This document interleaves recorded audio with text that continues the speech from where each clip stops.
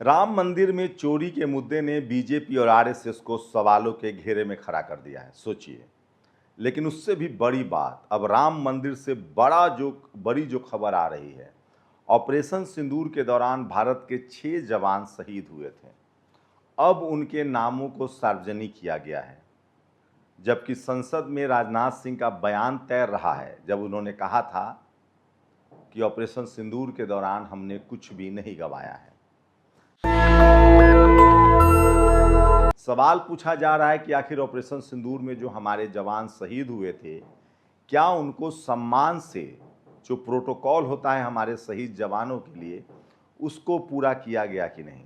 और सवाल है कि इतने लंबे समय तक क्यों उनका नाम छुपाया गया, और संसद में देश के रक्षा मंत्री ने आखिर देश को क्यों गुमराह किया, क्यों झूठ बोला। उसके बाद तमाम लोग कह रहे हैं कि जो सरकार अपनी ही सेना की शहादत को छुपा सकता है, वो सरकार कोरोना में मरे लोगों को नहीं छुपाया होगा, वो सरकार भगदड़ में मरे लोगों को नहीं छुपाया होगा। आपको बता दें कि वैसे भी अब मरने वालों को लेकर कोई बात ही नहीं होती, कहा जाता है कि राजनीति मत कीजिए।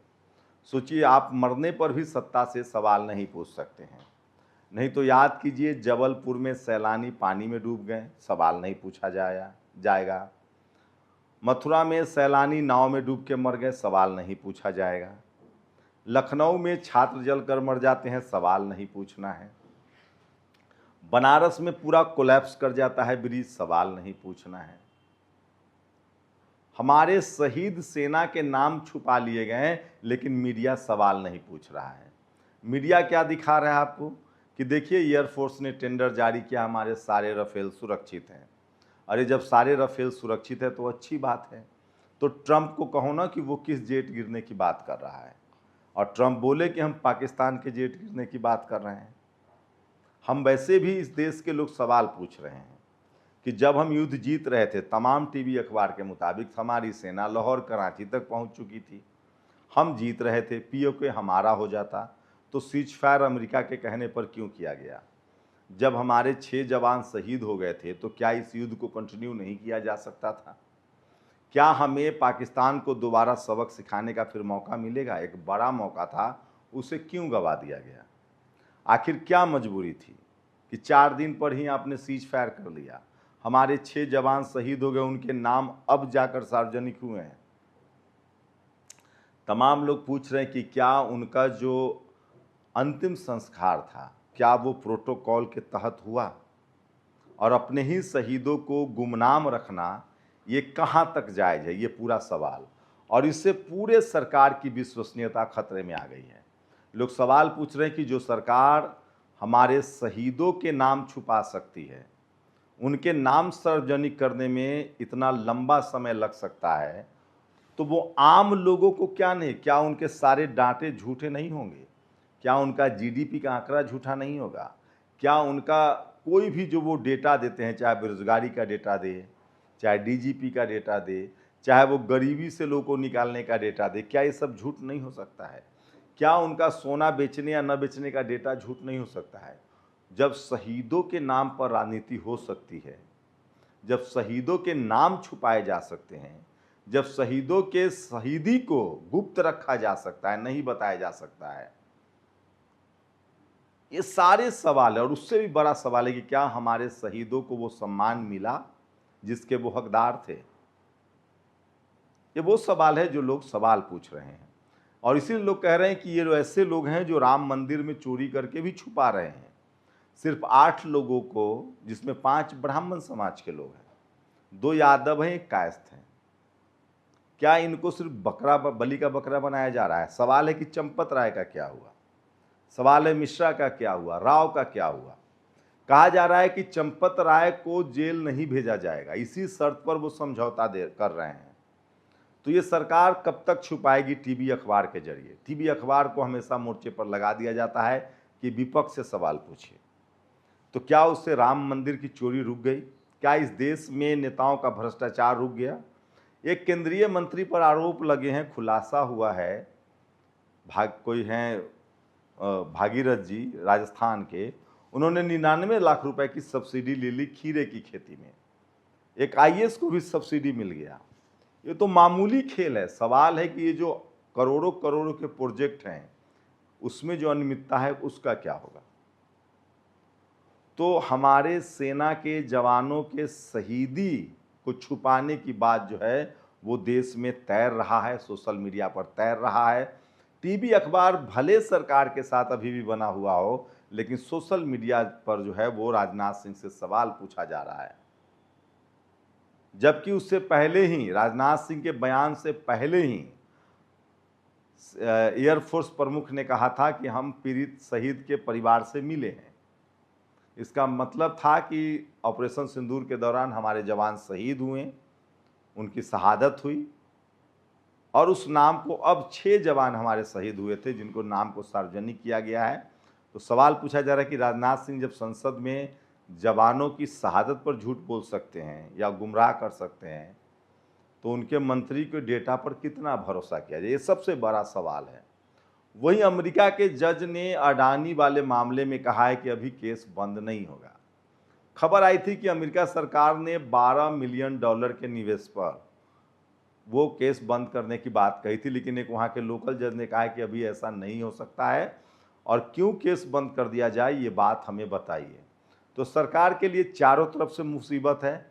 वहीं महाराष्ट्र में फिर से पेपर लीक हो गया है, वहाँ भी डबल इंजन की सरकार है। सोचिए, जनता कॉकरोच पार्टी जंतर मंतर पर धरना दे रही है, लेकिन देश में पेपर लीक का जो काम है वो नहीं रुक रहा है। लोग सवाल पूछ रहे हैं कि जिस देश में मुख्यमंत्री का नाम लीक नहीं होता है कि कौन मुख्यमंत्री होगा, पर्चियों से निकलता है, इन वक्त पर पत्रकारों को पता नहीं होता है, जिस देश में मंत्री मुख्यमंत्री का नाम नहीं पता चलता है, उस देश में पेपर लीक हो जा रहा है, और वो भी ट्रिपल डबल इंजन सरकार में। इस बार महाराष्ट्र में पेपर लीक हुआ है। तो ये सबसे बड़ी खबर है जो सोशल मीडिया पर आज सवाल सरकार से पूछा जा रहा है। मैं इसलिए कह रहा हूँ, सोशल मीडिया ही सच्चा मीडिया है, सोशल मीडिया ही बहुजन मीडिया है। तो सोचिए कि सरकार पर राजनाथ सिंह के बयान को लोग, संसद में जो बयान उन्होंने दिया था रक्षा मंत्री के तौर पे, जिसमें उन्होंने कहा था कि कोई शहादत नहीं हुई है, जबकि ये खबरें सामने आ गई है। बीजेपी के एक मंत्री पर आरोप लगा है कि उन्होंने 99 लाख रुपए के अपने ही विभाग में सब्सिडी ले ली। कुछ और बड़ी खबरें हैं जो मैं चाहता हूं कि आपको बताऊं, और मैं इसलिए कह रहा हूं कि सोशल मीडिया ही सच्चा मीडिया है, सोशल मीडिया ही बहुजन मीडिया है। तो ऑपरेशन सिंदूर में शहीद हुए थे 6 सपूत, उन सबके नाम मैं आपको बता दूं। सूबेदार मेजर पवन कुमार, मुख्यालय 10 infantry brigade. Rifleman Sunil Kumar, 4 Jammu and Kashmir light infantry. Lance Naik Dinesh Kumar, 5 field regiment. Agniveer Murali Naik, 851 light regiment. Havildar Sunil Kumar Singh, 237 field workshop company. Sergeant Surendra Kumar, 39 wing भारतीय वायुसेना। तो ये सारे हमारे जवान हैं जो शहीद हुए थे और इनके नाम छुपाए गए। एक ही सवाल है कि क्या इनका जो अंतिम संस्कार हुआ उसमें क्या प्रोटोकॉल फॉलो किया गया जो शहीदों के सम्मान में किया जाता है। और अगला मुख्यमंत्री कौन बनेगा, कौन व्यक्ति मंत्रालय संभालेगा, कौन कहाँ से चुनाव लड़ेगा, ये लीक नहीं हो पाता, लेकिन जहाँ सरकार बनाते हैं वहाँ तुरंत पेपर लीक हो जाता है। सोचिए, महाराष्ट्र में टीईटी का पेपर लीक हुआ है और ये सबसे बड़ी खबर है।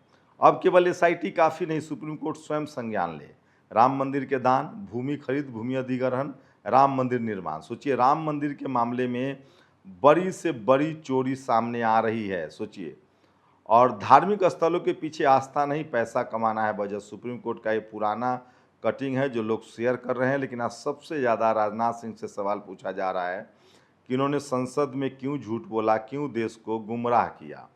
ये सबसे बड़ी खबर है जो सोशल मीडिया पर वायरल है।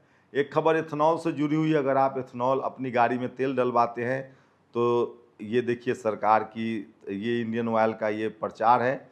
वो कह रहे हैं कि अपना टैंक साफ करवाते रहिए, हम जिम्मेदारी नहीं लेंगे। और ये शख्स हैं Mohan Nayak, engineer in chief, road and building department. इनकी सैलरी है 85,000, लेकिन इनके महाशय के घर से एससीबी की रेड में 100 करोड़ से ज़्यादा की संपत्ति मिली है। तो ये तमाम बड़ी खबरें हैं जो सोशल मीडिया पर वायरल है। और अब तक मतदाता सूची में 6 करोड़ लोगों के नाम काट दिए गए हैं। अब सोचिए, अब भारत के लोगों को साबित करना पड़ेगा कि वो भारत के नागरिक हैं कि नहीं। कब किसका वोटर लिस्ट से नाम कट जाए ये कोई नहीं तय कर सकता है। और मृत्यु भोज बंद करो। राजस्थान के सिरोही में एक परिवार मृत्यु भोज में घी के मालपुए नहीं बना सका तो पंचों ने 43 परिवारों को सामाजिक बहिष्कार करके हुक्का पानी बंद कर दिया। तो ये तमाम बड़ी खबरें हैं जो सोशल मीडिया पर वायरल है। और फरीदाबाद थाने के माल खाने से 32 लाइसेंसी हथियार जो है वो चोरी हो गए हैं। और सोचिए, एक मुस्लिम का फैसला जज होना कितना बड़ा अपराध है।